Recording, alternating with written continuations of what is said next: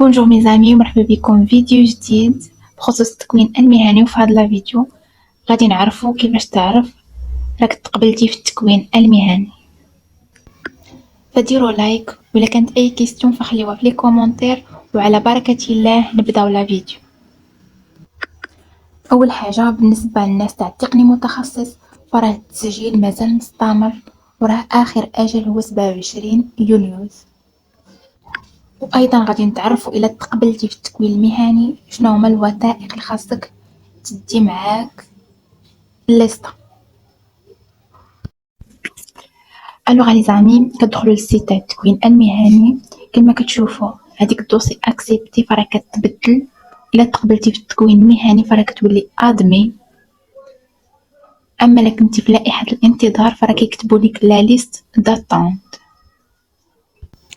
داكشي علاش غادي تراقبوا السيت ديالكم تاع التكوين المهني، غادي تبقاو تدخلوا مره تشوفوا. وايضا كي اللي كيتوصل برساله او اتصال بانه تقبل في التكوين المهني.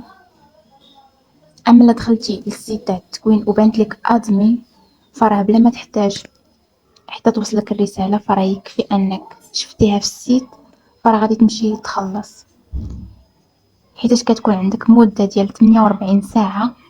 الا ما خلصتيش في 48 ساعه فراه كتمشي لك بلاصتك. دابا غادي ندوزو للوثائق اللي خاصك تدي معاك الليسته ملي غادي تخلص.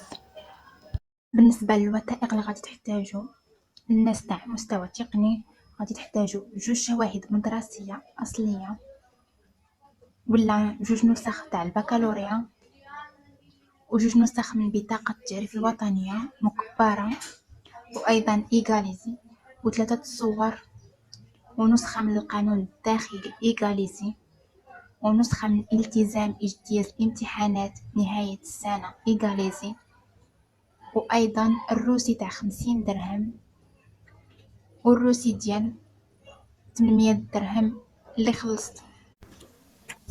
الا كان اي تساؤل فخليوه في التعاليق، وما تنساوش تبارطاجيو لا فيديو مع الاصدقاء ديالكم باش تعمل فائده. ومع السلامه، دمتم في حفظ الله، والسلام عليكم.